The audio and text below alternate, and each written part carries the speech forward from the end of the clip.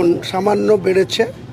যদি আপনি বলেন তাহলে গত কয়েক মাস ধরে যে যুদ্ধ পরিস্থিতি 28শে ফেব্রুয়ারি সম্ভবত যে যুদ্ধ স্টার্ট হয়েছিল ভোরবেলায়, কারণ আপনারা জানেন ইসরায়েল আর আমেরিকা তারা যৌথভাবে ইরানের উপরে আক্রমণ করেছিল। প্রথমে তারা ভেবেছিল যে 7 দিনে ইরানকে হয়তো শেষ করে দেওয়া যাবে, কিন্তু ইরানেরও যে মহান উপরওয়ালার দয়ায় ইরানও যে একটা শক্তিশালী দেশ তা প্রমাণ করেছে।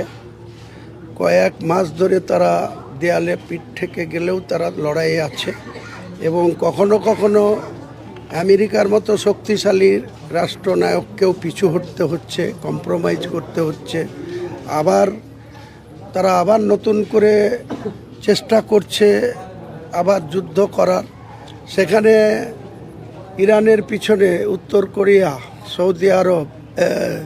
সৌদি আরবও মোটামুটি ওদের পক্ষে ছিল, এখন নিরপেক্ষ হয়ে গেছে আরব কান্ট্রির অনেক দেশ, এবং বিশেষ করে উত্তর কোরিয়া, রাশিয়া, চীন এরা কিন্তু সরাসরি বলেছে আমেরিকাকে যে আপনারা যদি এইভাবে ইরানের উপরে জুলুম করেন বা অত্যাচার করেন বা আগ্রাসী মনোভাব নেন, আমরাও বসে থাকবো না, আমরাও ইরানের পক্ষে।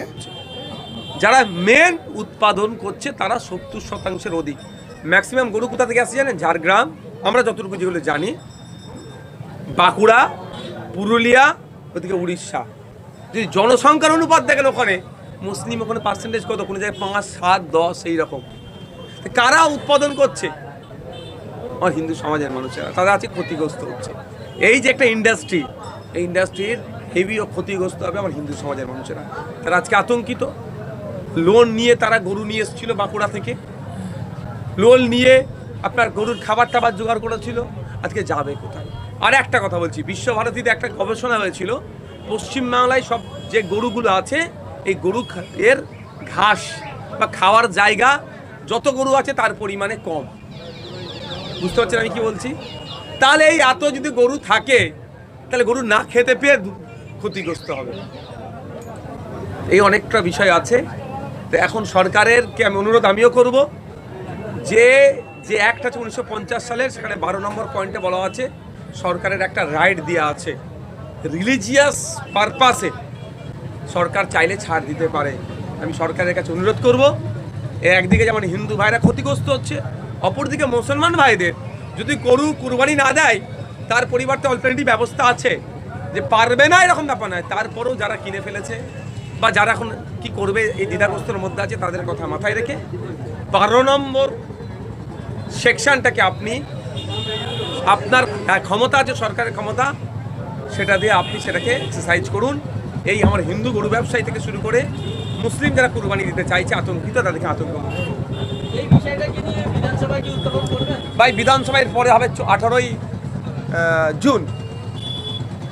অবশ্যই তখন চর্চা হবে, তার মধ্যে কুরবানি হয়ে যাবে।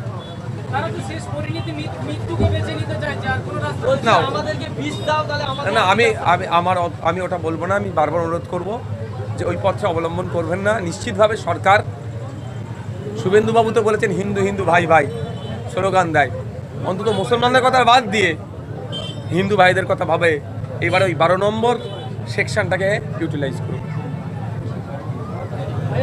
আরেকটা বিষয়, আজকে বাক্সার কাছে দেখা গেল যে কিছু মানুষজন তারা আন্দোলন করছিলেন, তাদের দাবি ছিল যে যেভাবে সরকার বুলডোজার চালাচ্ছে বিভিন্ন জায়গায়, এই পশু কুরবানি দিতে যে কঠিন আইন নিয়ে এসছে, এই সমস্ত বিষয় নিয়ে তারা আন্দোলন করছিলেন, সেখানে পুলিশ মহিলাদের উপরে লাঠিচার্জ করেছে।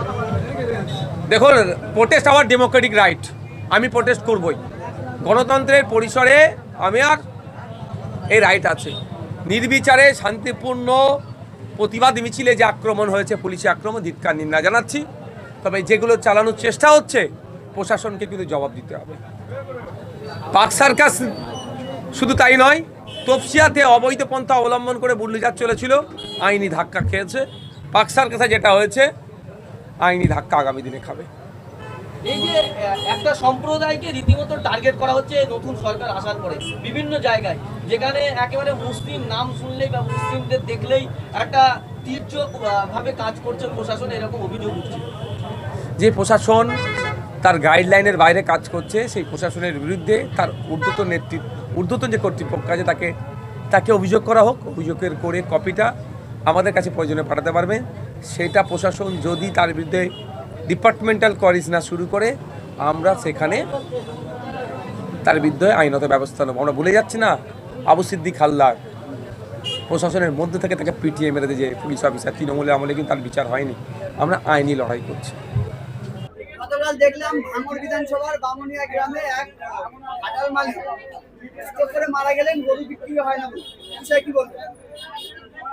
শুভেন্দু অধিকারী মহাশয় বিজেপি মুসলমানদেরকে টাইট দিতে চাইছে, কিন্তু ব্যাপারটা হচ্ছে মুসলিমদেরকে টাইট দিতে গিয়ে হিন্দু ভাইরাও আজকে ক্ষতিগ্রস্ত হচ্ছে। আমরা যতটুকু জানি যে গরুগুলো আসে জবা করার জন্য, বলির জন্য, কুরবানির জন্য, বেশি অংশ আছে উড়িষ্যা, বাঁকুড়া, ঝাড়গ্রাম এদিক থেকে। সেই কারা লালন পালন করে, কারা বড় করে, দেখলে দেখা যাবে 80% আমার নন মুসলিম ভাইরা পড়ি। তারা বছরে এই দিনটার অপেক্ষায় থাকে, কুরবানির উৎসবের অপেক্ষায় থাকে, বছর বছর ধরে গরু লালন পালন করে বিক্রি করে যে উপার্জন হয়, এই ধরনের খবর পাওয়া যাচ্ছে। মেয়ের বিবাহ থেকে শুরু করে আনুষঙ্গিক এই টাকাটাকে কাজে লাগায়। বিজেপি সরকার যেভাবে দমন পীড়ন করছে প্রশাসনকে কাজে লাগিয়ে, এতে ক্ষতিগ্রস্ত সেটা শুধু মুসলমানরা হচ্ছে না, মুসলমানদের অল্টারনেটিভ আছে। খাসি, ছাগল তারা কুরবানি করলে, তাদের জবা করলে কুরবানিটা তাদের হয়ে যাবে। কিন্তু যারা গরুগুলোকে লালন পালন করে বড় করলো, খাওয়ালো, একটা গরুর পিছনে 20,000 30,000 টাকা ইনভেস্ট করলো, যেটা 1 লাখ টাকায় বিক্রি করবে, তারা আজকে কোথায় যাবে? এই চিন্তায় চিন্তিত হয়ে ভাঙড় বিধানসভায় বামুনিয়া গ্রামে আপনি যেটা বলছেন হার্ট অ্যাটাকও করেছে, তা নাকি বেশ কত টাকা লোনও আছে, অনেকেই ধরনের আছে। তারা এখন কোথায় যাবে? এখন দেখার বিষয় যে 1950 সালে যে আইন আছে, সেই আইনের 12 নম্বর ধারাটাকে উল্লেখ করে রাজ্য সরকার ছাড় দেয় কি দেয় না, সেই মর্মে আমি দ্বারস্থ হচ্ছি তাদের কাছে হব। আমি আশা করব সেটা ছাড় দেবে। মানুষের রুজি রুটি এখানে যুক্ত আছে। প্রায় 2 থেকে 250 কোটি টাকার একটা আরো উপরে হবে একটা বিজনেস, যার 70% কিন্তু কন্ট্রোল করতো আমার হিন্দু সমাজের ভাইরা। আচ্ছা, তারা এখানে আক্রান্ত হচ্ছে, তারা ব্যবসায়িকভাবে লসে রান করছে। ভাইজান, এই বিষয়ে আপনাকে নিয়ে যারা বিরোধী করে তারা বলছে বিধানসভায় আওয়াজ তুলছে না কেন? এদের জন্য কি বলবেন? ধরুন, বিধানসভা রীতিনীতি কিছু আছে। যেদিন বিধানসভায় এগ্রিকালচার নিয়ে আলোচনার টাইম দেওয়া থাকবে, সেদিন নিশ্চিতভাবে লেদার কমপ্লেক্সের শ্রমিকদের নিয়ে আলোচনা করা যায় না, সেদিন এগ্রিকালচারে আলোচনা করতে হবে। যেদিনকে স্কুল এডুকেশন বা হায়ার এডুকেশনের উপর আলোচনার ডেট থাকবে, সেই দিনকে আমি মৎস্য চাষীদের নিয়ে আলোচনা করা যায় না। বিধানসভা শুরু হলো কবে? একদিন হলো শপথ, দ্বিতীয় দিন হলো স্পিকার নির্বাচনের ধন্যবাদ জ্ঞাপন। তাও স্পিকার নির্বাচনের ধন্যবাদ জ্ঞাপনে ধর্মস্থান আক্রান্ত হচ্ছে, সে কথা বলেছি। আগের মাস, সামনে মাসের সম্ভবত 18 তারিখ থেকে শুরু হবে বিধানসভা।